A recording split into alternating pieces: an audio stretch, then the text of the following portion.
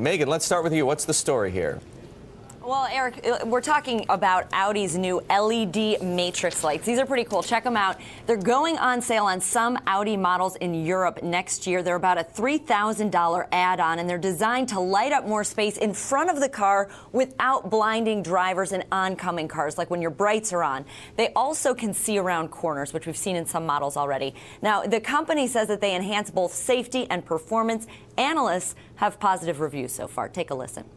One of the things that consumers appreciate more than anything is actually that the headlights look really nice. And when you think about headlights for consumers, taillights as well, this is almost like a car's jewelry. So any kind of headlights that look high-tech, they look a little bit more snazzy, I think is something that for some consumers is going to be very appealing. So why not in the United States? Let's talk about this regulation. A headlight standard from 1968 is still in place at the National Highway Traffic Safety Administration. Now, that rule requires high beams and low beams separately, so not lights that dance on a continuum between high and low like these ones do. Now, the Audi luxury unit is pushing regulators. So is GM and BMW. Regulators are expected to meet with the industry about this in the next few months, but no set date yet. Back to you guys. All right, Megan. Matt is here, as we mentioned. And Matt, what do you look? We talk to you all the time about cars. If somebody's going to give us an auto takeaway, I mean, nobody appreciates car jewelry.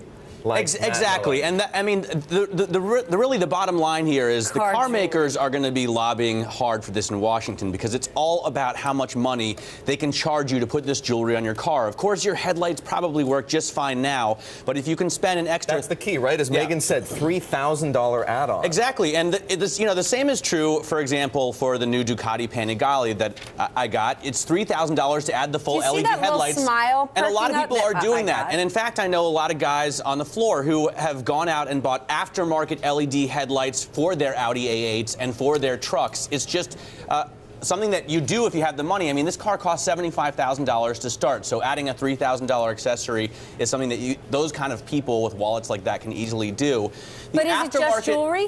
I mean, they work really well. They're very cool, but don't your headlights work fine now? Matt, let's take it back to D.C. for 1 second. Megan?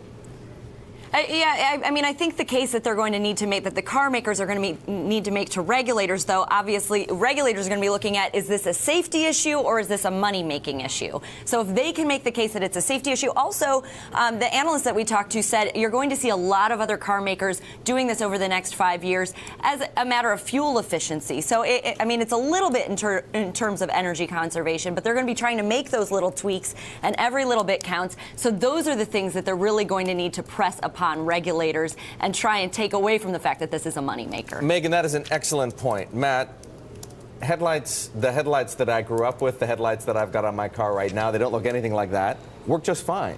They do work fine, but these LEDs, they're going to last longer than the headlights that you've got in your car. They're going to draw less power, so they require less in the form of a massive wire harness, and they will actually improve the fuel efficiency, as hard as this to believe, just a little bit. The question that lawmakers, though, are going to be concerned about is safety, and NHTSA has tested, for example, some LED brake lights, and there are more accidents with those than the conventional incandescent bulb brake lights. For some reason, drivers because behind it's jarring? you, they're just as bright, but for some reason, the incandescent bulbs, your mind is more trained to see that and know you need to stop when you see this sort of foggy red light as opposed to this bright LED light. So they have seen more accidents with these, and it'll be interesting to see what they find going forward.